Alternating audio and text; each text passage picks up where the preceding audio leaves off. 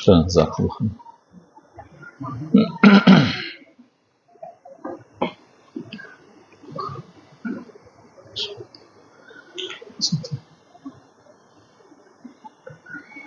Bismillahirrahmanirrahim.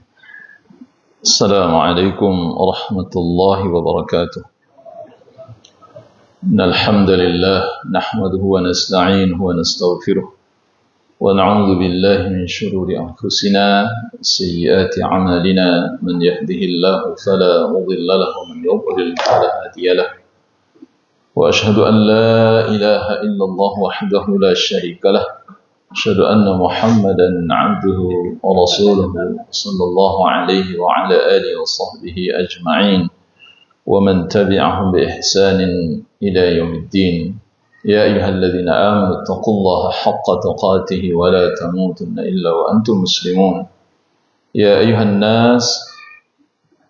الناس اتقوا ربكم الذي خلقكم من نفس واحدة وخلق منها زوجها وبث منهما رجالا كثيرا ونساء واتقوا الله الذي تساءلون به والأرحام إن الله كان عليكم رقيبا يا أيها الذين آمنوا اتقوا الله وقولوا قولا سديدا يصلح لكم أعمالكم ويغفر لكم ذنوبكم ومن يطع الله ورسوله فقد فاز فوزا عظيما أما بعد فإن أحسن الكلام كلام الله وأحسن الهدى هدى محمد صلى الله عليه وسلم شر الأمور محدثاتها وكل محدثة بدعة وكل بدعة ضلالة وكل ضلالة في النار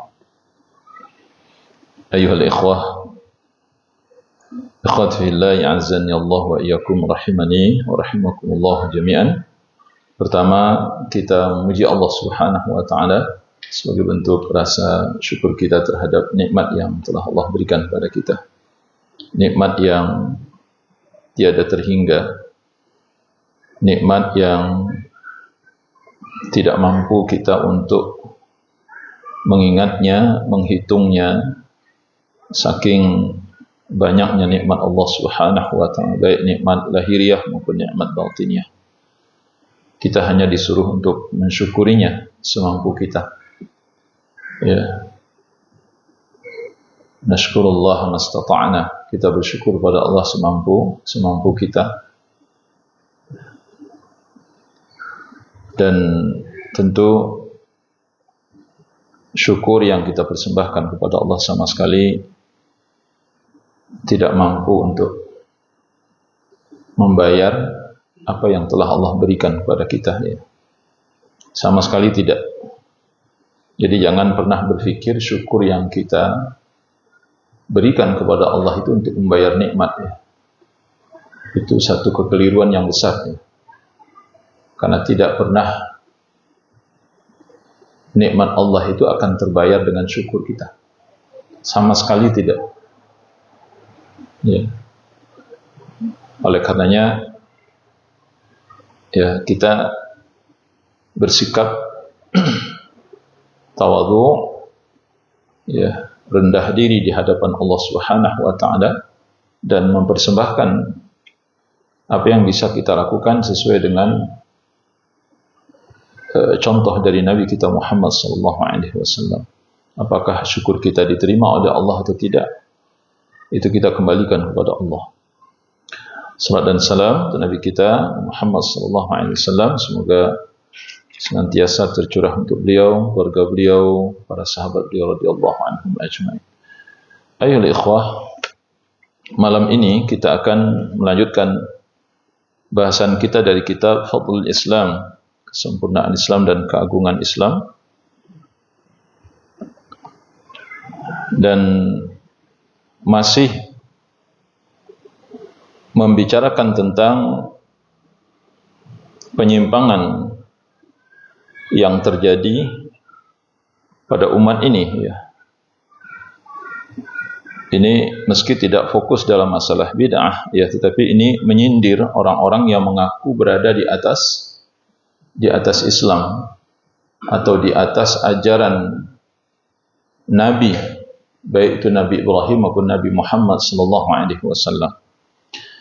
Mari kita lihat di sini qauluhu ta'ala, ya ahlal kitab lima tuhajjuna fi Ibrahim wa ma unzilatit Taurat wal Injil illa min ba'dih afala ta'qilun. Ha antum haula'i hajajtum fima lakum bihi 'ilm falima tuhajjuna fima laysa lakum bihi 'ilm wallahu ya'lamu wa antum la ta'lamun. Ma kana Ibrahim yahudiyyan wala nasraniyyan walakin kana hanifan muslima wa ma kana minal musyrikin. Wahai ahli kitab, mengapa kamu berbantah-bantahan tentang Nabi Ibrahim, padahal tidaklah Taurat dan Injil itu diturunkan melainkan setelah Nabi Ibrahim? Maka tidakkah kalian mengerti, ya? Apakah kalian tidak berfikir? Begitulah kalian, ya, selalu berbantah-bantahan tentang apa yang kalian ketahui. Tetapi anehnya mengapa juga kalian berbantah-bantahan tentang sesuatu yang kalian tidak ketahui? Ini salah satu sifat orang-orang ahli kitabnya, suka berbantah-bantahan, suka berdebat. Ya. Ini sifat yang buruk, ya. Nah, lebih dari itu, mereka tidak hanya membicarakan sesuatu yang mereka ketahui, tapi juga berbicara tentang sesuatu yang tidak mereka ketahui. Nah, ini buruk sekali, ya. Sangat buruk gitu. Kata Allah, lima tuhajjuna ma laisa lakum bihi 'ilm. Kenapa kamu juga berbantah-bantahan atau memperdebatkan sesuatu yang kamu tidak mengetahuinya atau kamu tidak punya ilmu tentang hal? Allah yang Maha mengetahui sedangkan kalian tidak mengetahui. Nabi Ibrahim itu bukan seorang Yahudi, bukan pula seorang Nasrani, tapi dia adalah seorang yang hanif, yang lurus. Dia seorang Muslim dan dia tidaklah termasuk orang-orang musyrik. Ayol ikhwah, ikhwan fiddin, rahimani wa rahimakumullah jami'an. Ahli kitab itu maksudnya adalah Yahudi dan Nasrani. Syekhul Islam Ibnu Taimiyah rahimahullah ta'ala menegaskan ahlul kitab itu disepakati oleh jumhur ulama, meski nanti ada yang berbeda pendapat juga seperti Imam Asy-Syafi'i rahimahullah ta'ala membatasi, tapi tetap beliau mengatakan ahlul kitab itu adalah Yahudi dan Nasrani. Imam Syafi'i tetap mengatakan Yahudi dan Nasrani. Hanya saja kata beliau, ini Yahudi Nasrani yang ada hari ini, yang bukan keturunan Yahudi Nasrani terdahulu, itu enggak dihitung. Maksudnya Yahudi Nasrani yang ada di negeri kita, ya, yang ada di Cina, yang ada di mana, ini enggak dihitung, bukan ahli kitab ini. Dalam mazhabnya Imam Asy-Syafi'i, di satu qaulnya Imam Syafi'i.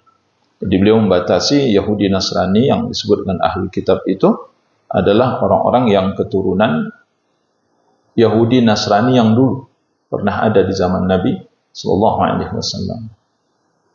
Ya, artinya ya orang-orang yang keturunan Arab juga itu maksudnya. Atau orang-orang yang saat itu, ya, di saat di mana Nabi Isa diutus oleh Allah Subhanahu wa taala, ya, walaupun mereka mungkin bukan orang Arab, ya, tapi mereka menganut ajaran Yahudi dan Nasrani itu, maka mereka adalah ahli kitab. Tatkala Nabi mengajak mereka kepada Islam dengan sabda beliau, inni Rasulullah ilaikum jami'an alladzi lahu mulkus samawati wal ardh. Sesungguhnya, ya, ini kalimat Nabi sallallahu alaihi wasallam dalam surah apa nih, ana lupa, ya. Sini tidak sebutkan. Ini ayat ini sebenarnya. Sesungguhnya aku ini adalah utusan Allah kepada kalian seluruhnya, yaitu yang memiliki kerajaan langit dan bumi, maksudnya Allah Subhanahu wa taala. Apa jawaban mereka? Tidak. Kami tidak akan mengikutimu, wahai Muhammad. Kami akan tetap berpegang kepada agama Ibrahim. Maka Allah membantah mereka dengan firman-Nya, "Inna awlan nasi bi Ibrahim lalladzina ittaba'uhu wa hadzal nabiy walladzina amanu wallahu waliyul mu'minin." Kata Allah, sesungguhnya orang-orang yang paling berhak mengklaim Ibrahim itu ada berada di pihaknya, atau Ibrahim itu adalah panutannya. Ibrahim itu adalah idolanya. Siapa orangnya? Yaitu orang-orang yang mengikutinya. Orang-orang yang mengikuti ajaran Nabi Ibrahim. Siapa dia? Nabi Muhammad sallallahu alaihi wasallam dan orang-orang yang beriman. Inilah orang yang berhak mengklaim bahwa Ibrahim itu panutannya. Ibrahim itu adalah idola mereka. Dan Allah Maha Pelindung. Allah adalah pelindung bagi orang-orang yang beriman. Ayol ikhwah, ikhwan fiddin, rahimani wa rahimakumullahu jami'an. Jadi di sini kalau kita lihat memang apa sih yang diperdebatkan, apa sih yang diomongin oleh ahli kitab ini? Ternyata mereka berdebat gitu, berdebat tentang Ibrahim ini sebenarnya keyakinannya apa, Yahudi atau Nasrani gitu. Ya, Ibrahim ini keyakinan Yahudi atau Nasrani, sehingga mereka kan di sini disebutkan di ayat yang kita bacakan. Wa qalatil yahudu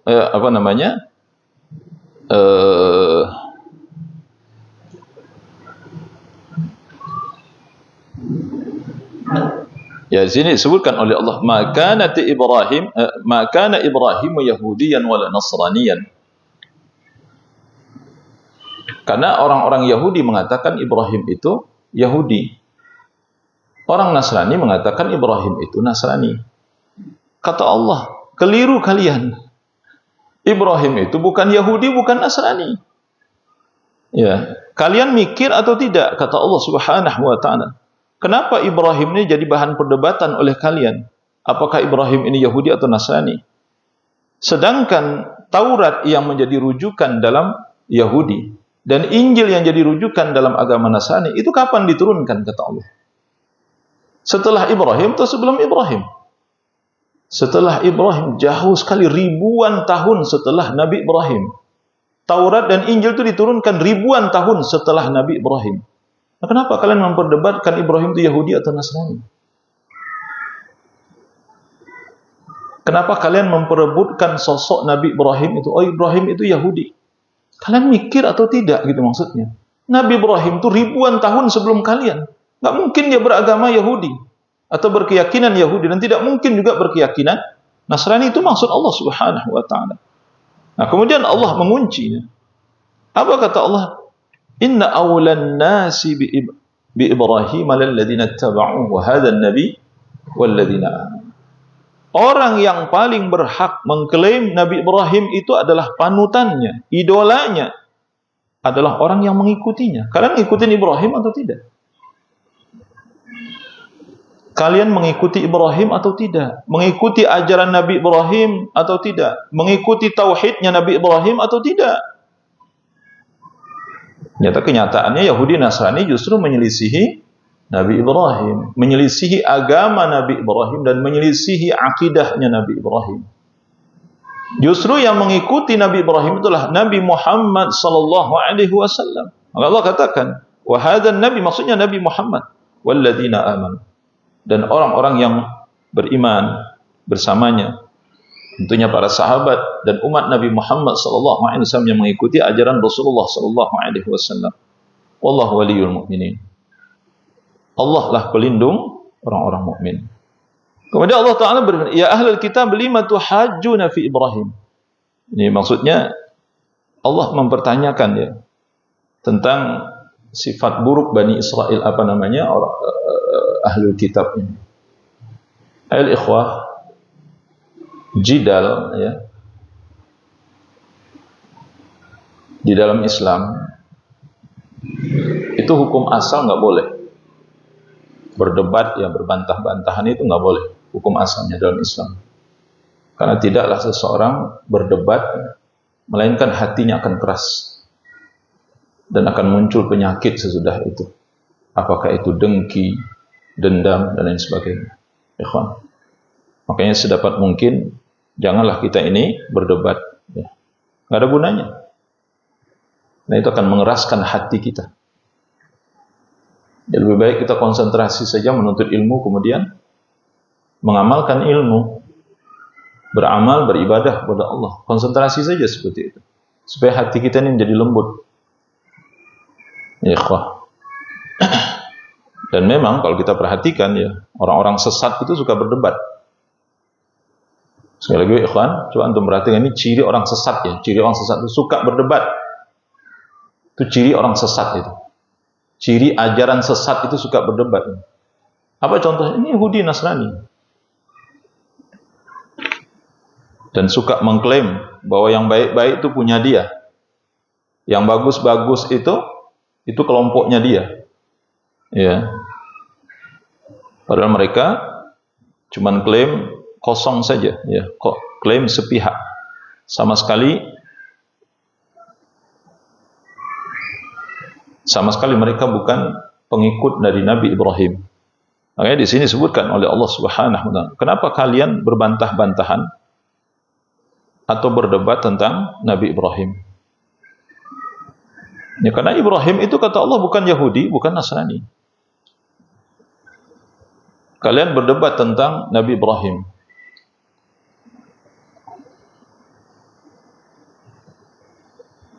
Bisa jadi itu dengan ilmu, bisa jadi dengan tanpa ilmu. Ya. Jadi memperdebatkan tentang Nabi Ibrahim. Jadi ketika mereka mengatakan, apakah mereka punya ilmu? Ketika orang Yahudi mengatakan Ibrahim itu adalah Yahudi. Orang Nasrani mengatakan Ibrahim itu Nasrani. Ini punya ilmu atau tidak? Sudah jelas ini manusia jahil. Manusia-manusia bodoh dan dungu. Masa Ibrahim Yahudi?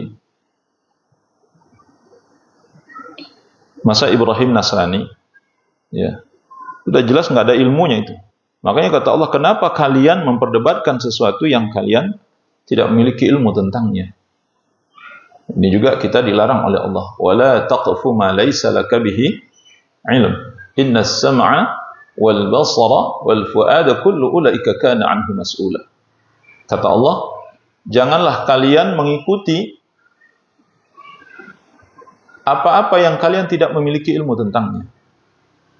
Jangan kalian mengikuti sesuatu yang kalian tidak punya ilmu tentangnya. Karena sesungguhnya pendengaran kalian, penglihatan kalian, hati kalian akan diminta pertanggungjawabannya di sisi Allah di akhirat. Ya, jangan sok tahu maksudnya. Kalau nggak tahu ya udah diam saja. Itu sikap yang paling adil pada diri kita.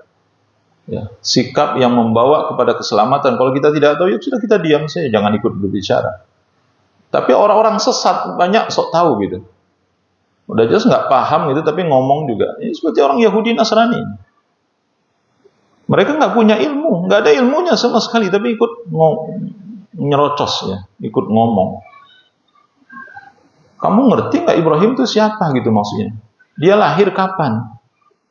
Nah, Taurat itu munculnya kapan? Nabi Ibrahim dengan Nabi Musa alaihi salatu wassalam. Itu mungkin kalau dihitung dengan tahun lebih kurang 3.000 atau 2.000 tahun jaraknya.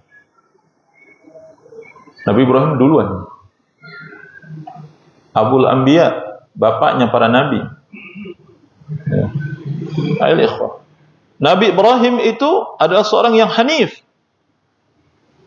Dia seorang yang lurus. Maksudnya dia adalah orang yang ikhlas, yang bersih akidahnya kepada Allah di dalam beribadah. Musliman itu maksudnya dia yang bertauhid. Islam maksudnya bertauhid.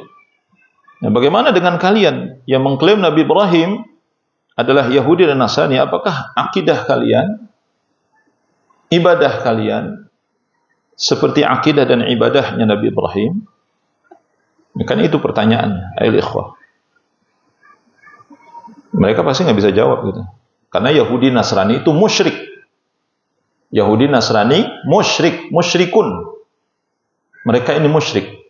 Jika mereka qalatil yahudu Uzairun ibnullah wa qalatin nasara al-masih ibnullah. Orang Yahudi berkata bahwa Uzair adalah anak Allah. Syirik atau bukan? Bukan syirik lagi, itu sudah melampaui dari kesyirikan. Karena kalau definisi syirik secara sederhana, orang meminta ke kuburan, gitu. Dia tidak menisbatkan kubur orang yang ada dalam kubur ini anak Allah, ya. Tapi orang Yahudi mengatakan bahwa Uzair, siapa Uzair itu? Seorang nabi dari kalangan Bani Israel. Ada seorang nabi namanya Uzair. Uzair, kalau Anda baca nanti memang Uzair ini disebutkan di dalam Israiliyat dan asar-asar yang disebutkan oleh para ulama. Uzair ini seorang nabi yang diutus, yang dia menghafal kitab Taurat itu, menghafal seluruh isi kitab Taurat yang sudah lama hilang dari peredaran, yang hilang dari hati manusia. Tapi ketika dia diutus oleh Allah, dia menghafal kitab itu. Salah satu di antara bentuk kekaguman mereka terhadap Uzair itu, sehingga mereka mengatakan bahwa ini tidak mungkin dilakukan oleh manusia biasa. Ini pasti anak Tuhan ini. Maka mereka katakan bahwa Uzair adalah anak Allah. La ilaha illallah. Demikian pula orang Nasrani mengatakan waqalatin Nasara al-Masih ibn Allah. Orang Nasrani mengatakan bahwa Isa adalah anaknya Allah. Itu lebih besar dosanya daripada hanya sekedar orang beribadah kepada selain Allah. Lebih besar dosanya. Karena dia mengatakan Uzair anak Allah. Subhanallah ya amma yasifun. Maha suci Allah dari apa yang mereka sifatkan. Isa anak Allah, itu kan lebih besar lagi dosanya gitu maksudnya. Jadi tidak semata-mata syirik kepada Allah, tetapi juga mengatakan Allah itu memiliki anak. Mengatakan Allah itu memiliki anak. Kaum musyrik lainnya, sebagian dari kaum musyrik itu tidak mengatakan bahwa fulan adalah anak Allah, ini anak Allah, ini anak. Tidak, mereka hanya syirik saja. Jadi dosanya itu murni dosa syirik. Tidak pernah menisbatkan apa yang disekutukan oleh mereka dengan Allah itu menjadi anaknya Allah. Ya, tidak ada. Tapi orang Yahudi Nasrani justru mengatakan bahwa, ya kalau kita perhatikan ahlul kitab ini manusia paling sesat. Yang pertama sekali yang menisbatkan bahwa orang-orang yang dikagumi oleh mereka sebut ini anaknya Allah Subhanahu wa taala. Ini bentuk kekufuran dan kesyirikan yang paling besar. Ya. Ayo ikhwan fiddin rahimani wa rahimakumullah jami'an. Ini keterangan ini bisa dinati. Wa qawluhu wa may yarghabu 'an millati Ibrahim illa man safiha nafsah wa laqad istafainahu fid dunya wa innahu fil akhirati laminas salihin. Dan tidak ada orang yang benci kepada agama Ibrahim kecuali orang tersebut adalah orang yang memperbodoh dirinya sendiri. Jadi tidak ada orang yang tidak suka kepada agama Nabi Ibrahim kecuali mereka-mereka yang memperbodoh diri sendiri. Dan sungguh-sungguh kami telah memilih Ibrahim itu di dunia. Walaqad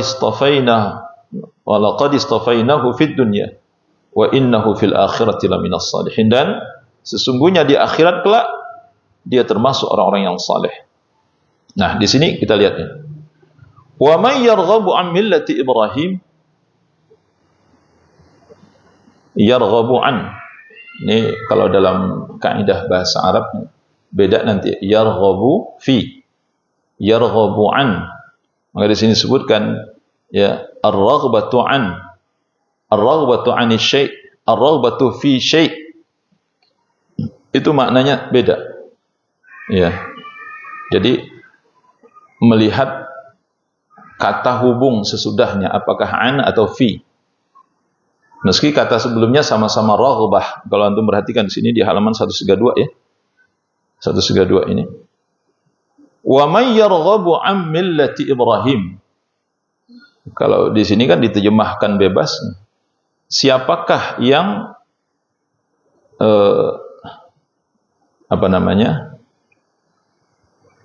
yang tidak menginginkan, ya. Siapa yang tidak menginginkan atau yang membenci agama Ibrahim,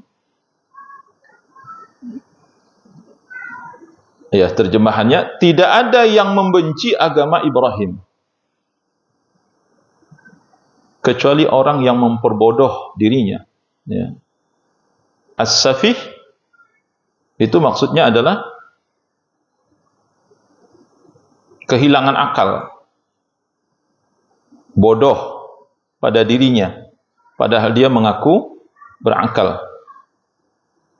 Ini orang bodoh sebenarnya, tapi mengaku-ngaku berilmu, berlagak seperti orang bijak, padahal dia tidak mengerti perkara. Nah, akan tetapi sejatinya dia adalah orang yang bodoh. Ayul ikhwah. Jadi illa man safiha nafsah, kecuali orang-orang yang memperbodoh diri sendiri. Maksudnya ini orang bodoh gitu maksudnya. Bahasa sederhananya, tidak ada orang yang membenci ajaran agama Nabi Ibrahim kecuali mereka orang yang bodoh. Kecuali mereka orang-orang yang bodoh. Kenapa? Karena ajaran Nabi Ibrahim itu adalah ajaran tauhid.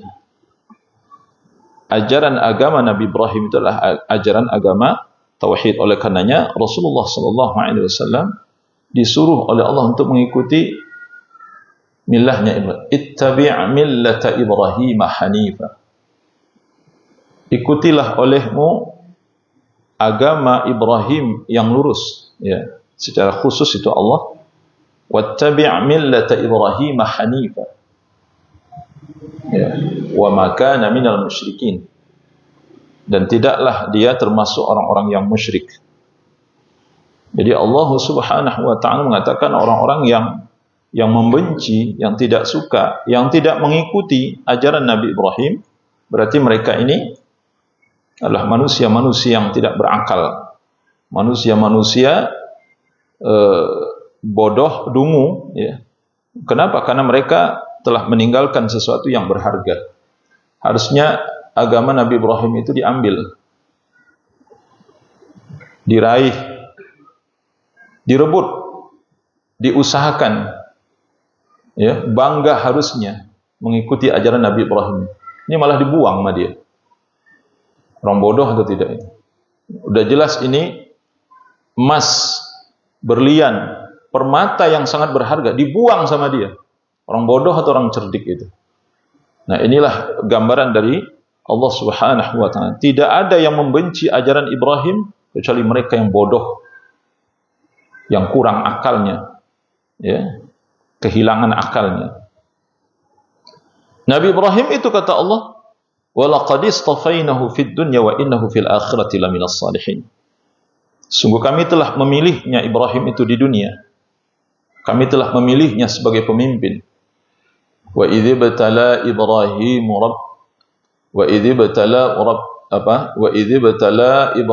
rabbuhu bikalimatin fa'atammahun. Qala inni ja'iluka lin-nasi imama. Dan ingatlah ketika kami menguji Ibrahim itu dengan beberapa ujian, kata Allah. Kemudian dia lulus ujian. Karena Nabi Ibrahim itu banyak sekali ujiannya itu. Nabi Ibrahim lulus semua ujian oleh Allah. Berhasil beliau, Nabi Ibrahim. Kemudian kata Allah, "Qala inni ja'iluka lin-nasi imam." Kata Allah, aku menjadikan engkau wahai Ibrahim menjadi pemimpin bagi manusia seluruhnya. Nah, ini makna wa laqad istafainahu fid dunya. Kami menjadikan dia sebagai pemimpin, panutan, ikutan, uswatun hasanah. Qad kanat lakum uswatun hasanatun fi Ibrahim, sebagaimana dalam surah Al-Mumtahanah misalnya. Itu ayat 8 kalau ayat 4 ya. Allah Ta'ala mengatakan, sungguh telah ada pada Ibrahim itu suri tauladan yang baik bagi diri kalian. Itu Allah yang menetapkan. Jadi Nabi Ibrahim itu pemimpin di dunia ini. Pemimpin tauhid, pemimpin agama yang lurus, pemimpin ibadah yang ikhlas semata-mata hanya untuk Allah Subhanahu wa taala. Itu Ibrahim. Wa innahu fil akhirati laminas salihin. Dan nanti di akhirat kata Allah, dia adalah termasuk orang-orang yang saleh. Kemudian Allah memberi contoh, idz qala lahu rabbuhu aslim. Ingatlah ketika Tuhannya berkata kepadanya, maksudnya kepada Ibrahim, aslim, wahai Ibrahim, aslim. Islamlah engkau. Wahai Ibrahim, berserah dirilah engkau, tunduklah engkau. Apa jawabnya? Aslamtu li rabbil alamin. Nabi Ibrahim menjawab, Aslamtu li rabbil alamin. Aku berserah diri kepada Rabb sekalian alam. Al-ikhwah, ikhwan fiddin, rahimani wa rahimakumullah jami'an. Itu contoh Nabi Ibrahim ya. Jadi Nabi Ibrahim itu seperti itu. Apakah Yahudi dan Nasrani seperti Nabi Ibrahim ini? Tidak. Sebagai ikhwan, berulang kali kita katakan bahwa Yahudi Nasrani itu keyakinan khusus. Sebenarnya itu bukan agama yang dibawa oleh Nabi Musa dan Nabi Isa. Ini jangan keliru kita ya. Jadi agama Nabi Musa bukan Yahudi. Agama Nabi Isa bukan Nasrani. Yahudi Nasrani bukan keyakinan Islam sebenarnya. Bukan keyakinan para nabi, bukan. Ini keyakinan dibuat-buat oleh umat Nabi Musa dan Nabi Isa. Gitu. Tapi kemudian nama ini dikukuhkan oleh Allah dalam Al-Quran. Tapi kita jangan keliru ya, jangan salah ya. Jadi Yahudi Nasrani itu penamaan yang dibuat oleh mereka. Ayol ikhwah. Kemudian wa fi haditsun al-khawarij qad taqaddam. Dalam masalah ini juga ada hadis khawarij yang telah kita sebutkan sebelumnya. Apa hadisnya? Yamruquna min ad-din kama yamruqu as-sahmu min ar-ramiyah thumma la ya'uduna ilaih.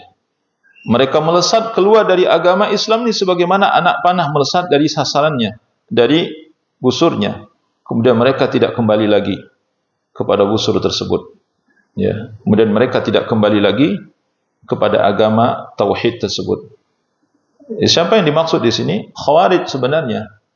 Tapi orang-orang Yahudi dan orang-orang Nasrani maksudnya ya seperti orang-orang Khawarij itu digambarkan oleh Nabi sallallahu alaihi wasallam. Bahkan lebih parah kan? Karena orang-orang Khawarij, ayol ikhwah, ini bagaimanapun ya mereka masih tetap mentauhidkan Allah. Meski ada penyimpangan-penyimpangan, mereka tetap beribadah kepada Allah. Mereka masih tetap mengikuti sunnah Nabi sallallahu alaihi wasallam, meski ada penyimpangan-penyimpangan dia. Tapi kalau Yahudi Nasrani, kalau kita perhatikan, ini sangat jauh ya. Setahu ana wallahu alam, Khawarij itu tidak ada kesyirikan secara khusus seperti yang dilakukan oleh orang-orang Yahudi dan orang-orang Nasrani. Maka pelaku-pelaku syirik dan meyakini kesyirikan yang dilakukan itu sebagai satu kebenaran, ini akan sangat sulit untuk kembali kepada kebenaran itu. Allah katakan faqad dhalla dhalalan ba'ida wa may yusyrik billah faqad dhalla dhalalan ba'ida. Surah An-Nisa ayat 116. Barang siapa yang syirik kepada Allah, maka sungguh dia telah sesat dengan sesatan yang majur. Artinya Allah ingin katakan orang kalau setelah berbuat syirik, apalagi dia meyakini kesyirikan itulah satu kebenaran, rasanya orang ini nggak mungkin kembali kepada ajaran tauhid. Sangat tidak mungkin untuk kembali. Sangat, karena dia sudah terlalu jauh kata. Terlalu jauh dia kesesatnya, penyasarnya itu terlalu jauh, sehingga sulit untuk kembali kepada tauhid. Ini orang Yahudi, orang Nasrani. Bahkan lebih parah keadaannya daripada orang-orang Khawarij. Orang-orang Khawarij dia susah untuk kembali kepada sunnah, apalagi orang Yahudi Nasrani untuk kembali kepada ajaran Nabi Isa dan Nabi Musa dan Nabi Isa. Wa fi annahu qala inna ala abi fulanin laysu li bi awliya ya innama awliyai al-muttaqun. Kata Nabi, sesungguhnya keluarga Abu Fulan bukanlah loyalisku, akan tapi loyalisku adalah orang-orang yang bertakwa. Masya Allah. Ini kalimat Nabi sallallahu alaihi wasallam. Apa maksud dari kalimat Nabi ini? Nabi sallallahu alaihi wasallam ingin mengatakan kalau ada orang yang ada hubungan kekerabatan dengan beliau tapi tidak mengikuti ajaran beliau, tidak mengikuti sunnah beliau, tidak mengikuti tauhid yang dicontohkan oleh beliau, tidak mengikuti ibadah yang telah dicontohkan oleh beliau, Maka ini bukan loyalisku kata Nabi sallallahu alaihi wasallam. Nah, kalimat ini sebenarnya tertuju kepada siapa? Inna ala abi fulan laisu li bi auliya. Siapa yang dimaksud itu? Nah, di sini sebenarnya dicontohkan di sini. Karena enggak baca secara khusus, enggak baca terlalu panjang. Itu yang dimaksud adalah di antaranya siapa? Abu Lahab. Karena Abu Lahab itu kan paman kandung Nabi sallallahu alaihi wasallam, disebutkan itu seayah seibu dengan ayahnya. Ayahnya Nabi itu abangnya dari Abu Lahab. Dan mereka ini seayah seibu. Karena nanti ada seperti Hamzah, Abbas, itu seayah tapi ibunya beda.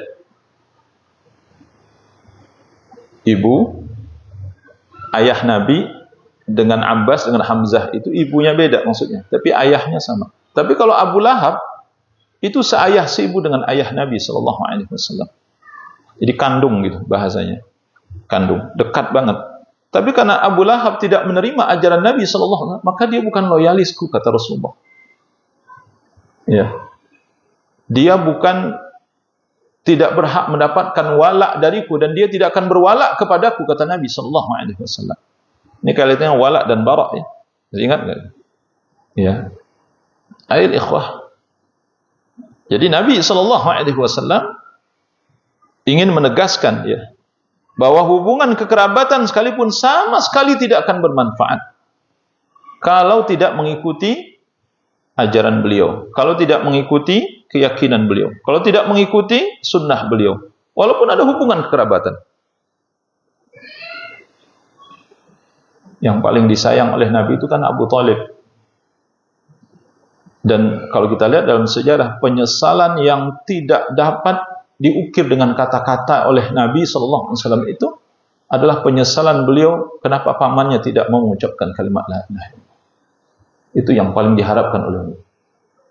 Sehingga beliau memelas dan seakan-akan memaksa kepada Allah Subhanahu wa taala agar Allah memberikan hidayah kepada pamannya. Nah, ini terlihat dari ayat Allah, innaka la tahdi man ahbabta walakinnallaha yahdi man yasha. Wahai Muhammad, kata Allah, engkau tidak bisa memberi petunjuk terhadap orang yang engkau cintai, akan tetapi Allah lah yang memberi petunjuk kepada siapa yang Dia kehendaki. Al-ikhwah. Itu saking ininya Nabi ingin betul pamannya dapat petunjuk. Jadi kesedihan Nabi yang paling dalam itu saya bukan meninggal pamannya, bukan. Tapi tidak Islam pamannya, itu yang membuat Nabi sangat sedih. Sedihnya itu enggak terkirakan gitu. Karena kalau mati itu udah pasti mati gitu maksudnya. Apalagi pamannya udah tua. Pamannya disebutkan tuh umur 80 berapa pamannya meninggal. Ya. Jadi udah sangat tua dan Nabi juga pasti udah pamannya pasti meninggal gitu maksudnya. Jadi kesedihan Nabi itu sebenarnya bukan kesedihan terbesar bukan meninggal pamannya, tapi pamannya nggak mau masuk Islam. Itu kesedihan terbesar itu. Dan Nabi nggak bisa tolong. Tapi Allah Subhanahu wa taala izinkan Rasulullah sallallahu alaihi wasallam beri syafaat kepada Abu Thalib. Tetapi tetap saja kan kekal dalam neraka kan. Nggak bisa keluar juga gitu. Jadi syafaat Nabi itu hanya meringankan siksa neraka, tapi tidak membuat paman ini masuk surga. Lihatlah Salman Al-Farisi, Bilal bin Rabah Al-Habashi, ya, Suhaib Ar-Rumi. Ini ayul ikhwah. Orang-orang yang disebutkan ini yang berkulit hitam hanya Bilal saja. Salman Al-Farisi itu sebenarnya awalnya orang merdeka kalau antum baca nanti sejarahnya. Suhaib Ar-Rumi ini orangnya orang kulit putih, ya. Orangnya orang kulit putih, gagah, ganteng, sama seperti Salman Al-Farisi. Tapi karena mereka terjebak di satu kondisi, mana mereka menjadi budak nantinya, dijual di Mekah, dijual di Madinah. Karena mereka menerima ajaran Nabi Sallallahu Alaihi Wasallam, maka mereka inilah loyalis Rasulullah Sallallahu Alaihi Wasallam. Itu yang dimaksud. Padahal tak ada hubungan kekerabatan dengan Nabi. Salman Al-Farisi, siapa dia? Jauh sekali. Ya. Kemudian Salman Al-Farisi sudah di Persia. Suhaib Ar-Rumi ini dari Romawi. Ya. Kemudian Bilal bin Rabah itu dari Habasyah, nggak ada hubungan kerabatan dengan Nabi Shallallahu Alaihi Wasallam, tapi karena mereka menerima ajaran Nabi, maka mereka adalah orang-orang terdekat Nabi Shallallahu Alaihi Wasallam. Padahal mereka ini budak lah, budak. Nabi mencintai mereka, menyayangi mereka, membela mereka dunia akhirat, bahkan menjamin mereka masuk surga. Ayo ikhwah. Kemudian hadisnya ini ada dalam kitab dalam kitab Arba'in An-Nawawiyah, man batta'a bihi 'amaluhu lam yusri' bihi nasbuhu. Barang siapa yang amalnya membuatnya lambat untuk mencapai derajat ketinggian dan kebahagiaan, maka nasabnya tidak akan bisa membuatnya cepat meraih derajat kemuliaan. Nah, hadis yang sangat terkenal. Rasulullah sallallahu alaihi wasallam ketika turun ayat fasda' bima tu'mar wa anzir 'ashiratakal aqrabin, kata Allah, ingatkan keluarga terdekatmu. Ketika ayat ini turun, maka Rasulullah sallallahu alaihi wasallam langsung memanggil seluruh karib kerabatnya. Wahai Bani Abdi Manaf, wahai Bani Abdul Muttalib. Apa kata mereka? Aku tidak bisa melindungi kalian di hadapan Allah di akhirat nanti. Wahai pamanku Abbas, aku tidak bisa melindungimu di hadapan nanti di akhirat nanti di hadapan Allah. Wahai bibiku Sofiyah bibi Rasulullah sallallahu alaihi wasallam, aku tidak bisa melindungimu di hadapan Allah di akhirat nanti. Wahai anakku Fatimah, mintalah apa yang ingin kau minta dari harta, ayah akan berikan, tapi ayah tidak bisa membelamu di hadapan Allah di akhirat nanti. Ayo ikhwah. Apa maksudnya ini? Ya kalau lambat ya lambat aja gitu maksudnya. Kalian meski saudaraku, kalian meski pamanku, bibiku, anakku, tapi kalau kalian lambat dalam beramal ya kalian lambat juga jadi. Nggak akan tertolong gitu maksudnya. Aku tidak bisa membela kalian di hadapan Allah di akhirat nanti. Maka kalian harus cepat dalam beramal. Gesit di dalam beramal. Artinya kalau menjadi kerabat Rasulullah sallallahu alaihi wasallam, masuk dalam ahlul bait, harusnya apa? Amalnya lebih hebat lagi dibandingkan orang biasa, harusnya begitu. Karena kalau enggak nanti percuma aja. Ya. Ngaku anak cucu keturunan Rasulullah, tapi amal ibadah lambat. Apalagi ada amal ibadah yang menyimpang dari sunnah Nabi sallallahu alaihi wasallam. Ini enggak masuk hitungan itu. Nah, Syekh Shalih Fauzan hafizahullah ta'ala mengatakan, Ahlus Sunnah memuliakan Ahlul Bait selama Ahlul Bait itu mengikuti ajaran Rasulullah sallallahu alaihi wasallam. Tapi kalau Ahlul Baitnya tidak mengikuti ajaran Rasulullah, maka tidak ada pemuliaan, tidak ada kecintaan, dan tidak ada penghormatan terhadap mereka. Ini Ahlus Sunnah, kan? Itu sejak dari dulu. Meski kita tahu nih, ini keturunan Nabi, tapi ternyata dia menyelisihi sunnah Nabi, tidak mengikuti ajaran Nabi. Nggak usah dihormati. Tidak perlu dihormati. Tidak ada penghargaan dan tidak ada pemuliaan, tidak ada cinta untuk mereka. Buang saja itu. Kalau mereka tidak mengikuti ajaran Rasulullah sallallahu alaihi wasallam. Wa fi aidan an Anas anna Rasulullah sallallahu alaihi wasallam dzukira lahu anna ba'd as-sahabah qala amma ana fala akulu al-lahm wa qala akhar amma ana fa aqumu wa la anam wa qala akhar amma ana fala atazawwaju an-nisa wa qala akhar amma ana fa asum wa la uftir faqala sallallahu alaihi wasallam lakinnani aqumu wa anamu wa asum wa uftiru wa tazawwaju an-nisa wa akulu al-lahm faman raghiba an sunnati falaysa minni. Dalam satu riwayat kata Anas bin Malik radhiyallahu an, dikabarkan bahwa sebagian sahabat berkata, adapun saya, maka aku tidak akan makan daging. Yang lain mengatakan, aku akan sholat malam semalam suntuk dan tidak akan tidur. Yang lain mengatakan aku tidak akan menikah selama-lamanya. Maksudnya dia akan membujang. Dan yang lain mengatakan aku akan berpuasa terus dan tidak akan berbuka. Apa kata Nabi sallallahu alaihi wasallam? Sesungguhnya aku, kata Nabi, aku tidur, aku juga bangun. Aku salat malam, aku juga tidur. Aku berpuasa, aku juga berbuka. Aku menikah, kata Nabi sallallahu alaihi wasallam, dan aku juga makan daging. Faman raghiba an sunnati falaysa minni.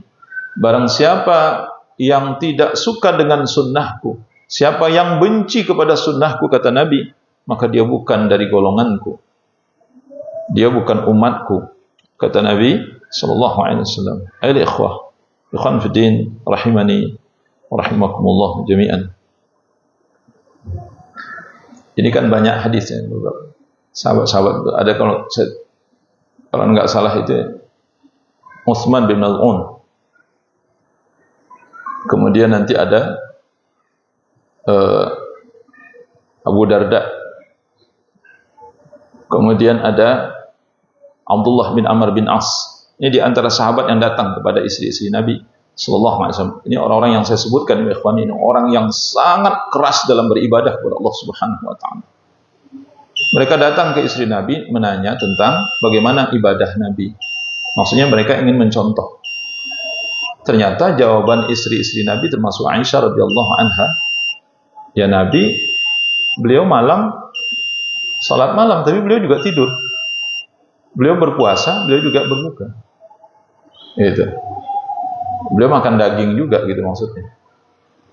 Ternyata ada dari mereka mengaku, saya nggak tidur pada malam hari, salat terus. Saya nggak pernah berbuka.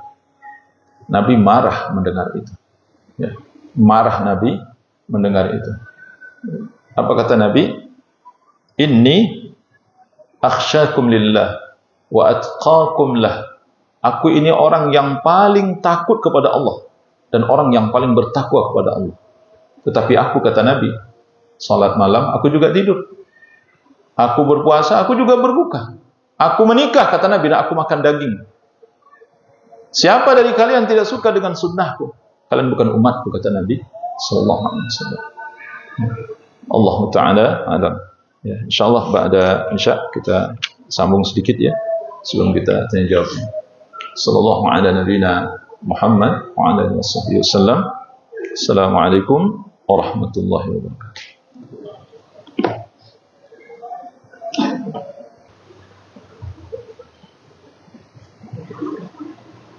Rahmanirrahim. Alhamdulillah wassalatu wassalamu ala Rasulillah wa ala alihi wa sahbihi wa man walah ma ba'd. Al-ikhwah, kita tambahkan Nabi sallallahu alaihi wasallam sampai mengatakan sahabat itu benci kepada sunnahnya. Padahal apa yang dilakukan oleh sahabat, al-ikhwah, itu secara amalan ya, secara amalan gitu, nggak ada yang menyimpang dari ajaran Rasulullah sallallahu alaihi wasallam. Hanya saja berlebih-lebihan saja. Sahabat nggak ada amalan yang menyimpang. Puasa ya seperti puasanya Rasulullah, hanya saja porsinya lebih, itu maksudnya. Salat malam seperti salat malam Rasulullah sallallahu alaihi wasallam, porsinya lebih, itu aja bedanya. Itu. Kemudian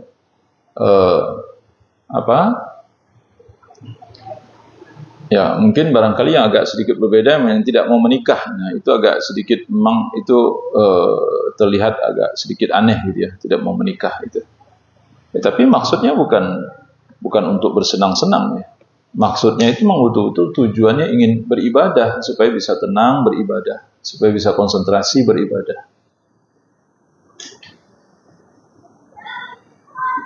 Jadi penyimpangan yang dilakukan oleh para sahabat ini itu sebenarnya bukan penyimpangan sebagaimana dilakukan oleh umat Islam hari ini. Kalau kita penyimpangnya itu ibadahnya kita yang menyimpang, kan begitu.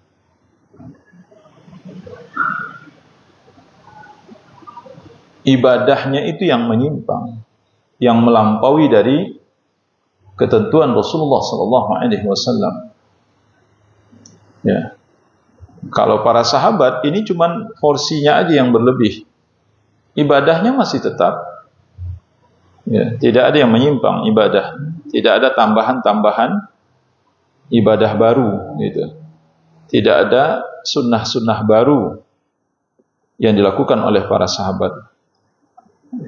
Tetapi Nabi Shallallahu Alaihi Wasallam walaupun begitu, dia mengatakan, kalian tidak suka dengan sunnahku, kalian benci dengan ajaranku, kata Nabi Shallallahu Alaihi Wasallam. Maka kalian bukan umatku, maksudnya kalian bukan golonganku, kata Rasulullah Shallallahu Alaihi Wasallam. Al-ikhwah. Dan ayat yang kita bacakan surah Al-Baqarah, ya, halaman 138, ya, wa man yarghabu 'an millati Ibrahim illa man safiha nafsah. Itu maknanya ke sana, gitu. Jadi orang yang benci dengan agama Nabi Ibrahim, maksudnya benci dengan ajaran tauhid, dengan hanifiyahnya ajaran Nabi Ibrahim alaihi salatu wassalam. Dan tidak ada yang benci terhadap ajaran suci ini, ajaran yang lurus ini, kecuali mereka-mereka yang akalnya kurang atau akalnya yang hilang, tidak tahu mana yang berlian, tidak tahu mana yang berharga, mana yang tidak berharga, tidak tahu mana yang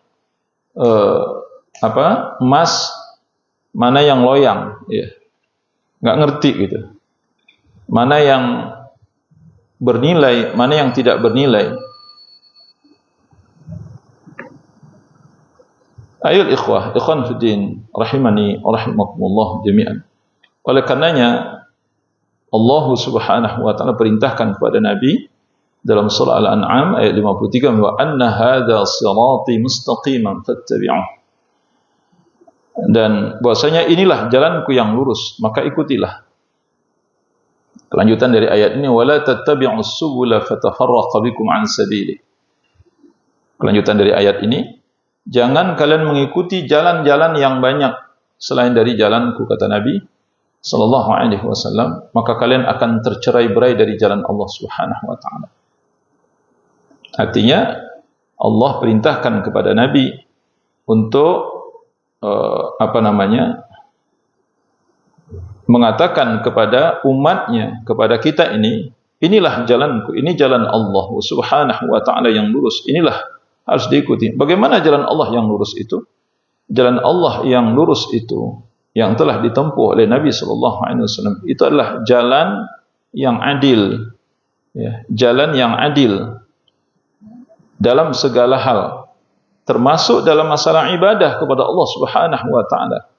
Maka Nabi mencontohkan, ya, dalam beribadah itu, ya, sedang gitu, sesuai dengan ukuran kemampuan kita.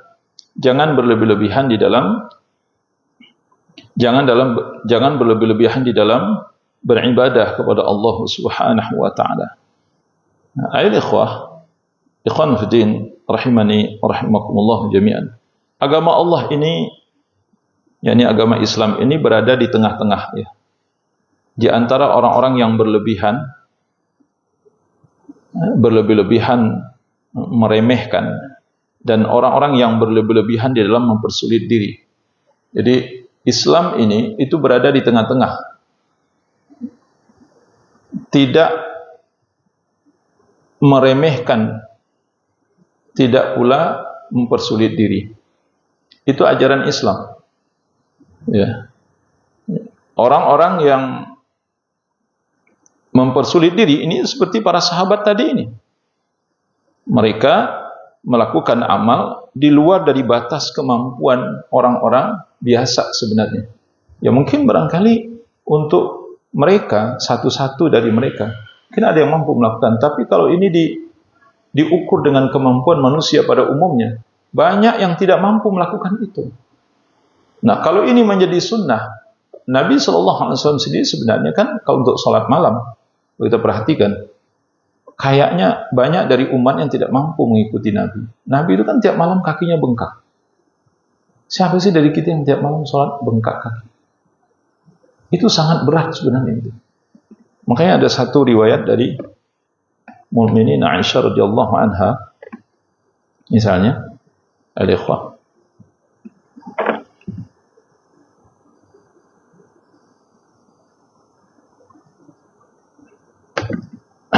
ini hadisnya.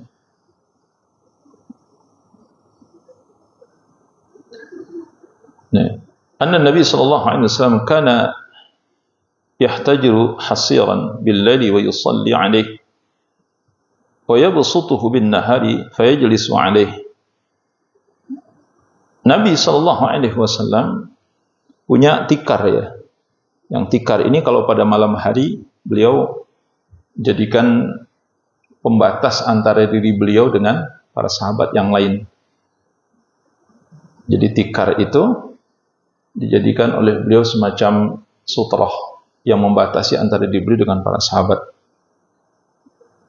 Kemudian beliau sholat di dalam tikar itu, maksudnya ini semacam batas itu, beliau sholat di situ pada malam hari. Wa yabsutuhu bin nahari fayajlisu alaihi. Dan Nabi menggelar tikar itu pada siang hari, kemudian beliau duduk di atasnya. Faja'ala an-nasu yathubuna ila Nabi sallallahu alaihi wasallam fayusalluna bis salati hatta kathuru. Tetapi oleh para sahabat melihat apa yang dilakukan oleh Nabi sallallahu alaihi wasallam ini dijadikan sebagai kesempatan untuk memperbanyak pahala. Ya. Mereka salat mengikuti Nabi sallallahu alaihi wasallam sampai jumlah mereka itu semakin hari semakin banyak.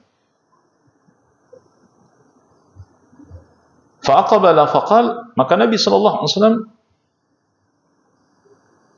menghadap kepada mereka dan bersabda, ayuhan nas, ya ayuhan nas, khudhu minal a'mali ma tutiqun. Wahai manusia, kata Rasulullah, wahai sahabat-sahabatku, beramallah kalian sesuai dengan kemampuan kalian saja. Fa innallaha la yamallu hatta tamallu. Karena sungguhnya Allah tidak pernah bosan sampai kalian bosan. Allah enggak pernah bosan dengan amal-amal yang kalian persembahkan sampai kalian nanti akan bosan dengan sendirinya. Oleh karena itu kata Nabi, beramallah sesuai dengan kemampuan saja. Aku tidak perlu diikuti, itu maksud Nabi. Kalau maksudnya Rasulullah sallallahu alaihi wasallam untuk salat malam itu kan sangat keras. Bagaimana kita baca dalam hadis Nabi sallallahu alaihi wasallam, baca surah Al-Baqarah, surah An-Nisa, surah Al-Imran itu untuk satu rakaat. Itu kan sangat berat sebenarnya itu. Berat sekali. Nah, oleh para sahabat ini diikuti. Bahkan ada dari mereka itu yang lebih keras lagi dari Nabi sallallahu alaihi wasallam ibadahnya. Maka Nabi ingatkan mereka. Apa kata Nabi? Beribadahlah kalian sesuai dengan kemampuan saja. Karena sungguhnya Allah tidak pernah bosan sampai kalian nanti akan bosan. Gitu. Jadi Allah nggak akan pernah bosan, kata Nabi sallallahu alaihi wasallam, menerima amal-amal kalian. Tapi kalianlah yang akan bosan nantinya. Oleh karena itu beramallah sesuai dengan kemampuan. Wa inna ahabbal a'mali ila Allah madama wa in qalla. Nah, sungguhnya amal yang paling dicintai oleh Allah adalah amal yang terus-menerus walaupun jumlahnya sedikit. Nah, Nabi menginginkan kita untuk terus beramal. Jangan banyak beramal tapi kemudian kita berhenti di tengah-tengah. Atau belum apa-apa udah berhenti. Itu bukan amalan yang diinginkan oleh Allah Subhanahu wa taala. Jadi orang-orang yang ghulu di dalam beribadah ini sama saja mempersulit dirinya. Hadis yang sangat terkenal ya. Nabi sallallahu alaihi wasallam misalnya, beliau apa yang disebut dengan tanattu'. Yang pernah dengar istilahnya. Ini selain dari istilah ghulu ya, tanattu'. Kata Nabi, halakal mutanatti'un, halakal mutanatti'un, halakal mutanatti'un. Celakalah, kata Nabi, orang yang berlebih-lebihan. Celakalah orang-orang yang berlebih-lebihan. Celakalah orang-orang yang berlebih-lebihan. Ayo ikhwah. Kan ini bukan ajaran Islam. Bukan sunnah Nabi sallallahu alaihi wasallam. Ya. Itu keras sekali Nabi ya, sampai ini doa celaka orang yang berlebih-lebihan, kata Nabi sallallahu alaihi wasallam. Ada lagi istilah apa? Tasyaddud. Ini kesamaan dengan istilah ghulu itu. Tasyaddud itu maksudnya apa itu? Ini orang yang memberat-beratkan diri. Tasyaddud ya. di dalam beramal. Ya. Nabi SAW mengingatkan itu. Contohnya siapa? Yaitu contohnya orang-orang Yahudi dan orang Nasrani. Sisanya masih bisa kalian lihat, kata Nabi, peninggalan-peninggalan mereka. Ini contohnya apa? Kehidupan rahbaniyah, hidup kependetaan, nggak punya istri, kemudian nanti ya di gereja saja, begitu kan ininya? Itu Nabi sebutkan itu. Coba lihat ya. Kalau jadi ahli agama itu nggak boleh punya istri, harus konsentrasi memimpin umat itu, membimbing umat itu. Dan termasuk nanti wanita-wanita juga yang menjadi pengabdi di gereja-gereja itu nggak boleh menikah. Tapi ternyata apa yang terjadi? Subhanallah. Ya. Itu kalau kita lihat di berita-berita, itu namanya apa itu? Itu namanya memberat-beratkan diri gitu. Menyusah-nyusahkan diri itu nggak boleh. Gitu. Ada lagi namanya i'tida dalam Al-Quran. Ya. I'tida surah Al-Baqarah ayat 190 misalnya, waqatilu fi sabilillahi alladhina yuqatilunakum wa la ta'tadu. I'tida itu artinya melampaui batas. Ya. Kemudian ada lagi istilah apa? Takalluf. Ini istilah-istilah yang sangat populer. Ini berasal dari Al-Quran dan hadis. Apa itu takalluf? Orang yang memaksa-maksakan diri. Jadi tadi memberat-beratkan diri, ini memaksa-maksa dirinya untuk melakukan sesuatu. Padahal dia itu sudah sangat lelah sebenarnya. Capek sebenarnya. Tapi dia memaksa-maksakan diri untuk melakukan itu. Ini bukan ajaran Rasulullah SAW. Nah, inilah yang Nabi SAW di sini sebutkan. Fata'ammal idza kana ba'd as-sahabati lamma aradu tabattul bil ibadah, tabattul lil ibadah, qila fi hadzal kalam al-ghalidh fasummiya fi'luhu rughuban 'ani as-sunnah fama dhannuka bi ghairi hadza min al-bid'ah wa ma dhannuka bi ghairi as-sahabah. Perhatikanlah wahai ikhwan, manakala sebagian sahabat ingin konsentrasi, ingin fokus untuk beribadah kepada Allah dengan menjauhi hal-hal yang sifatnya duniawi. Mereka enggak mau tidur, mereka enggak mau makan enak, mereka enggak mau makan daging, ya disebutkan. Mereka enggak mau nikah. Itu kan hal yang sifatnya duniawi itu. Nabi mengucapkan kata-kata yang sangat keras kepada mereka. Ya. Apa katanya? Faman raghiba an sunnati falaysa minni. Sehingga perbuatan mereka ini dinilai oleh Nabi sallallahu alaihi wasallam sebagai bentuk kebencian terhadap sunnah beliau sallallahu alaihi wasallam. Padahal tidak ada maksud sahabat untuk benci kepada sunnah Nabi. Yang disebutkan dalam riwayat. Ketika sahabat-sahabat ini mendengar jawaban istri-istri Nabi, lah kalau begitu amalan Rasulullah sedikit juga ya. Itu sampai terucap oleh mereka. Atau terucap, tapi mereka menganggap amalan Rasulullah itu berarti sedikit juga nih amalan Rasulullah gitu. Sampai begitunya dalam pikiran mereka. Berarti amalan Rasulullah ya sedikit dong kalau begitu. Ya.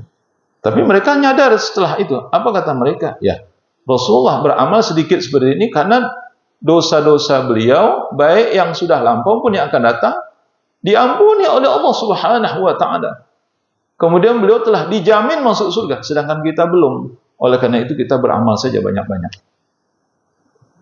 Tetapi Nabi sallallahu alaihi wasallam, kalian benci kepada sunnahku. Kalian benci kepada sunnahku, kata Nabi. Ya. Lalu bagaimana menurutmu jika bid'ah selainnya? Jadi kalau apa yang dilakukan oleh sahabat ini satu bentuk bid'ah, penyimpangan di dalam beramal, bagaimana dengan bid'ah yang dilakukan oleh umat Nabi selain dari para sahabat? Itu lebih parah keadaan. Lalu bagaimana menurutmu dengan orang yang bukan sahabat? Artinya sahabat melakukan ini saja diklaim oleh Nabi sebagai sebuah penyimpangan, dan Nabi mengatakan kalian benci kepada sunnahku. Bagaimana orang-orang selain dari para sahabat Nabi sallallahu alaihi wasallam? Ikhwah, intinya adalah Allah mengingatkan dalam surah Al-Hajj ayat terakhir 78, wa ma ja'ala 'alaikum fid din min haraj. Allah tidak menjadikan untuk kalian agama suatu kesempitan. Maksudnya agama ini diturunkan oleh Allah bukan untuk mempersulit kalian, bukan untuk memberat-beratkan kalian, bukan untuk menyusahkan kalian. Kenapa kalian harus susah-susah diri dalam agama ini?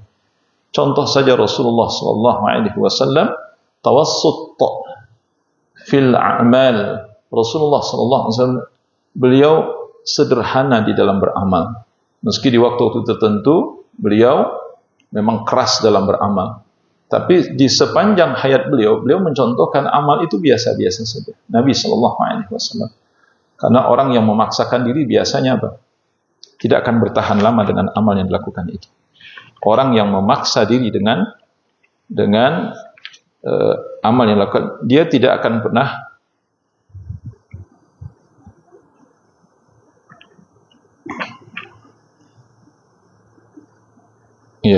ini ada riwayat yang kelewat ya, halaman 137 ini sebagai penutup bahasan ini. Innal munbattala ardan qata' wala dhahran abqa. Ya, Nabi sallallahu alaihi wasallam bersabda, sungguhnya musafir yang memaksa diri tidak akan sampai ke tempat tujuannya dan tidak pula menyisakan kendaraannya. Makanya tenang-tenang saja dalam perjalanan itu. Kalau orang dulu berangkat haji kan betul-betul dengan kendaraan, dengan keledai, dengan onta mereka, atau mungkin berjalan kaki, atau mereka naik kapal laut kan seperti itu. Ya tenang-tenang saja. Kenapa harus ditarget? Saya harus sampai begini. Ya kalau memang nggak bisa, kenapa harus dipaksakan? Maka orang yang memaksakan diri itu biasanya tidak akan pernah sampai kepada tujuannya. Orang yang beribadah kepada Allah terlalu memaksakan diri, orang ini akan dengan sendirinya akan jenuh, dia akan berhenti, dan dia akan meninggalkan ibadah itu. Maka lebih baik ibadah itu ya sedikit-sedikit saja. Apalagi bagi kita yang masih melatih diri, misalnya sholat malam, nggak mesti 11 rakaat. Siapa yang suruh 11 rakaat? Itu kalau kita sudah terbiasa 11 rakaatnya. Yang belum terbiasa, ya udah antum sholat aja misalnya 2 rakaat plus 1 witir, udah selesai itu. Memang bolehnya, ya baca hadisnya lagi kan, kita harus ini kan. Tidak ada yang memaksa kita harus 11 rakaat. 11 rakaat itu yang pertama, kita yang sudah terbiasa. Yang kedua, memang betul-betul azam kuat di dalam hati untuk melakukan itu. Karena kalau tidak, cukup kita sholat 3 rakaat saja satu malam. Atau minimal untuk melatih diri. Witir aja dulu. Pokoknya tiap malam 3 rakaat. Tahajudnya nggak ada. Witir doang, misalnya. Nah, itu sudah bagus ini. Tidak pernah meninggalkan witir. Itu sudah sangat hebat, nomor 1 itu hebatnya. Nggak pernah tinggal witir saja. Ya. Walaupun tahajudnya nggak ada gitu. Nah ini enggak. Sekali-sekali sholat tahajud, sholat malam langsung 1 jam, 2 jam. Hebat sih memang gitu. Tapi besok-besok dia nggak sholat. Besok-besok dia nggak sholat lagi gitu kan. Ya itu enggak, bukan itu yang diinginkan gitu. Lebih baik mungkin kita sholatnya cuma ya 15 menit mungkin. Semalam itu 15 menit kan enggak seberapa itu sebenarnya. Atau paling lama setengah jam gitu. Tapi itu rutin sifatnya. Nah baru kemudian ketika semangat kita sudah stabil, bisa ditambah gitu. Berapa rakaat mungkin, sholatnya 4 rakaat, tambah dengan 3 witir jadi 7 rakaat. Ya. Besoknya lagi tambah lagi salat tahajudnya 6 rakaat misalnya, witirnya 3 rakaat. Nanggung mah enggak ada nanggung sebenarnya. Itu yang dituntut dalam Islam. Dan beginilah ajaran Rasulullah sallallahu alaihi wasallam. Nah, sekali lagi orang-orang yang terlalu memaksakan diri dalam beramal bukan hanya menyimpang dari sunnah Nabi, orang ini juga satu saat akan berhenti dari beramal. Itu kata Nabi SAW. Dia tidak akan pernah sampai pada tujuannya. Ya, sebagaimana hadis yang terbaca. Innallaha la yamal hatta tamallu.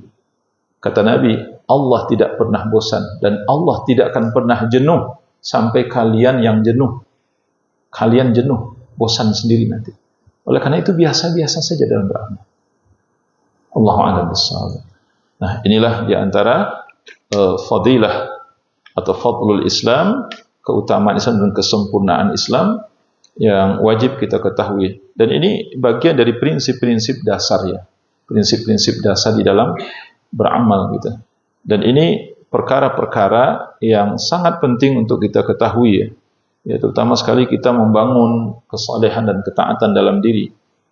Maka hal-hal yang prinsip seperti ini harus kita ketahui. Gitu. Jadi buku-buku yang ditulis oleh beliau, ya rahimahullah taala, kalau kita perhatikan, ini kan buku-buku tentang prinsip-prinsip dasar aja. Kalau antum baca semua buku beliau ini tentang prinsip-prinsip dasar. Beliau tidak pernah menulis perkara-perkara yang ngecek-ngecek ya. Ya maksudnya ya masalah khilafiyah itu nanti dulu masalah khilafiyah gitu. Jadi kalau kita baru belajar agama ini jangan belajar khilafiyah dulu gitu. Ikhwah. Kalau kita baru belajar agama ini, belajar prinsip-prinsip dasar. Dia harus paham itu. Mana yang harus didahulukan, mana yang dikemudiankan. Ini ngerti aja belum, sudah belajar khilafiyahnya, sudah bertengkar jadinya gitu. Ya enggak? Belum ngerti agama ini yang pokok-pokok saja belum teramalkan. Akidah aja belum paham. Ibadah aja belum benar.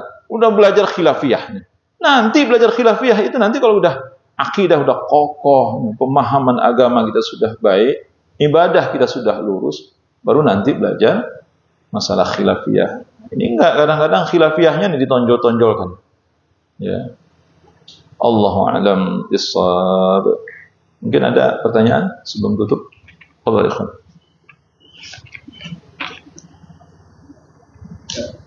Ya, silakan waktu. Ini kan bicara masalah kitab yang banyak pas tentang bulan-bulan kitab akhirannya, ukurannya. Namun di satu sisi yang sama, di dalam kitab di sisi yang lain, misalnya mereka juga melakukan kebaikan. Seperti misalkan baik bahwa kita di akhir kita di ummatun qanatun yatluna ayatillahi ana al-lail. Ayat-ayat Allah dalam malam mereka, kemudian Iya. Nah, seolah kan ini menggambarkan dua profil Alkitab itu yang diametral satu dengan yang lainnya. Nah, bagaimana kita menyikapinya bahwasanya tentu Alkitab yang seperti yang tadi saya sebutkan itu tidak ada di zaman sekarang, karena kalau sudah ada di zaman sekarang atau tidak ada di zaman nanti pasti dia masuk Islam. Kalau yang saya pahami gitu. Nah, lantas bagaimana kaitannya dengan produk turunan dari hukum-hukum yang keluar dari ahli kitab, misalkan menikah dengan ahli kitab, muamalah dengan ahli kitab. Seperti penjelasan dari kata Musofi, bahwasanya tidak semua ahli kitab itu bisa diterima. Apakah kaitannya dengan ayat ini? Padahal kalau dikaitkan dengan ayat ini tentu sudah tidak ada lagi sebenarnya. Kalau dia taat kepada Allah dan membaca ayat-ayat Allah, dia melaksanakan sholat, itu pasti dia sudah Islam. Pasti dia sudah Islam dan menerima Rasulullah.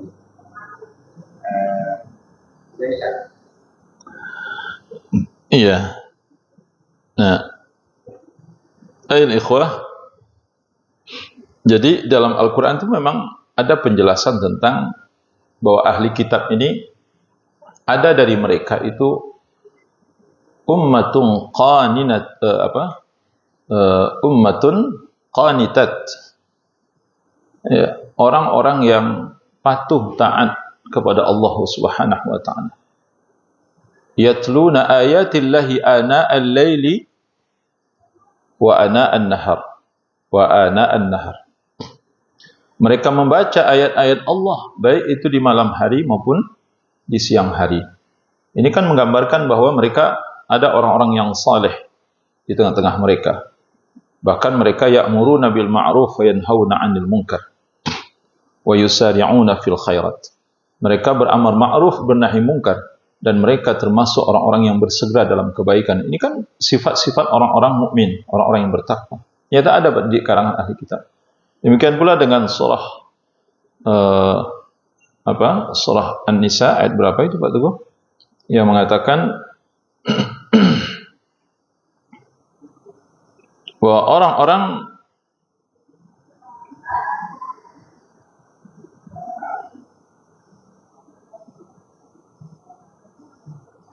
Subhanallah, sebentar. Bukan surah ini, surah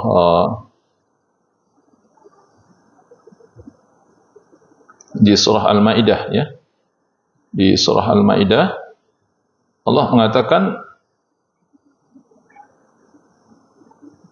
wala tajidanna ashaddan nasi 'adawatan lil ladzina amanu al-yahuda wal ladzina asyraku wala tajidanna aqrabahum mawaddatan lil ladzina amanu alladhina qalu inna nasara dzalika bi annahum qissisina wa ruhbana wa annahum la yastakbirun. Ini menggambarkan ya, sifat orang Yahudi dan orang-orang Nasrani Allah sebutkan. Jadi orang-orang Yahudi itu memang orang-orang yang sangat keras kepada orang-orang beriman. Tapi orang-orang Nasrani, Allah menggambarkan orang-orang Nasrani ini termasuk orang-orang yang memiliki sifat lemah lembut terhadap orang-orang yang beriman. Hal itu dikarenakan ya mereka jauh dari sifat sombong. Kemudian wa idza sami'u ma unzila ila ar-rasuli tara a'yunahum tafidu minad dam'i mimma 'arafu minal haqq. Apabila mereka mendengar apa yang diturunkan kepada Rasul, maksudnya kepada Nabi Muhammad, maka engkau melihat mata mereka mengucurkan air mata. Ya, mereka menangis terseduh-seduh mendengarkan ayat Allah yang diturunkan kepada Nabi Muhammad dari apa yang telah mereka ketahui dari kebenaran tersebut. Yaquluna rabbana amanna faktubna ma'asy syahidin. Ini kan menggambarkan bahwa ahli kitab itu ada yang beriman, bahkan ketika mendengarkan ayat Allah itu mereka menangis gitu. Mereka menangis gitu. Tetapi ayo ikhwah, ini jumlahnya sedikit sekali. Makanya ujian Allah terhadap ahli kitab ini bahwa mereka yang saleh itu sedikit sekali dalam Al-Qur'an. Kebanyakan Allah kalau sudah berbicara tentang ahli kitab, apa isinya? Keburukan-keburukan mereka. Karena memang inilah sifat asli mereka yang mendominasi.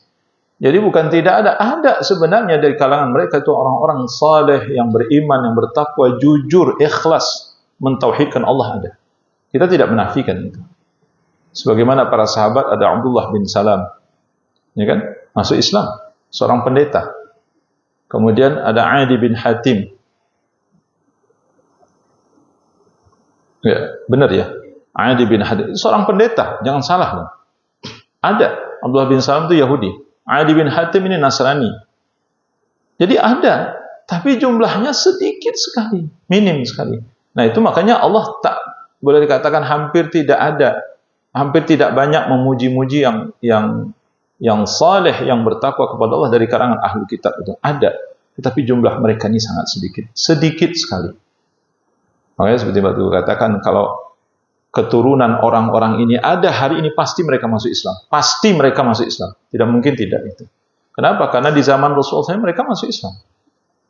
Nah, hari ini juga insya Allah mereka akan masuk Islam. Karena mereka ini adalah orang yang jujur di dalam beragama. Ya, mengakui kebenaran. Mengetahui kebenaran, kemudian mengakui kebenaran itu. Tapi kebanyakan ahli kitab, sebagaimana Allah gambarkan di dalam surah Al-Baqarah, bagaimana Allah menggambarkan Bani Israel, bagaimana Allah menggambarkan orang-orang Yahudi, bagaimana sikapnya terhadap Nabi, apa fitnah yang beliau munculkan, ya, penolakan yang keras, ya, fitnah ya, yang sulit dilukiskan dengan kata-kata, ya, betapa jeleknya Rasulullah SAW dalam pandangan mereka, sehingga ini membuat dinding besar yang menghalangi mereka untuk masuk ke dalam Islam. Ayol ikhwan fiddin rahimani wa rahimakumullah jami'an. Nah, kemudian yang kedua, bagaimana dengan sembelihan mereka? Kalau ini kan jelas ada dalam surat Al-Maidah ayat 5 ya.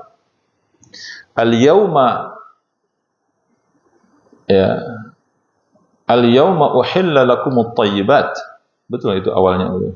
Al-yawma uhilla lakumut thayyibat wa ta'amul ladzina utul kitaba hillul lakum wa ta'amukum hillul lahum. Pada hari ini kata Allah telah dihalalkan bagi kalian semua yang baik-baik dan dihalalkan juga untuk kalian sembelihan ahli kitab. Itu Allah sebutkan. Dihalalkan untuk kalian sembelihan ahli kitab. Nah, disinilah ada yang mempersoalkan bagaimana kalau mereka tidak baca bismillah. Subhanallah. Ayat ikhwah. Sebagaimana yang kita tahu bahwa seluruh ulama telah sepakat mengatakan ahli kitab itu Yahudi dan Nasrani. Yahudi Nasrani yang mana? Yahudi Nasrani yang ada saat ini. Pokoknya seluruh Yahudi Nasrani yang beragama, seluruh orang-orang yang beragama Yahudi Nasrani itu ahli kitab. Sebagaimana kita tahu ahli kitab yang Yahudi Nasrani yang ada hari ini, itu mungkin ya, wallahu alam. Kalaupun mungkin tidak 100%, 75% atau 50% tidak sama dengan ahli kitab yang ada dulu. Di zaman Nabi SAW, kalau zaman Nabi itu mereka masih paham, masih ada pahamnya dengan Taurat, paham dengan Injil gitu. Itu di zaman Nabi SAW. Gitu. Sekarang, ya, apalagi sudah kitabnya udah berubah-berubah gitu. Setiap tahun ada revisi, misalnya. Apa yang terjadi dengan kitab seperti itu sampai hari ini? Ya gimana mau dibandingkan dengan ahli kitab terdahulu? Gitu. Kalau dulu mereka mungkin masih baca apa? Bismillah. Masih membaca Bismikallahumma. Ya. Sebagaimana orang-orang musyrik di zaman Abu Jahal, Abu Lahab. Mereka membuat perjanjian zalim terhadap Nabi dan keluarga Nabi itu dimulai dengan kalimat apa? Bismikallahumma. Isinya apa? Isinya itu menzalimi Rasulullah SAW dan seluruh keluarga Abu Talib. Sehingga selama 1 tahun Rasulullah dan keluarga besar Rasulullah dan seluruh kaum muslimin yang masuk Islam pada saat itu tidak mendapat akses makanan, tidak mendapat akses minuman, tidak boleh tegur sapa, tidak boleh duduk bersama mereka, tidak boleh menikah, tidak boleh, ya apa kan itu? Itu tulisan paling pertama apa yang ditulis oleh Abu Jahal di situ? Bismikallahumma. Abu Jahal itu. Nah, orang musyrik hari ini ngerti nggak dia Bismikallahumma itu?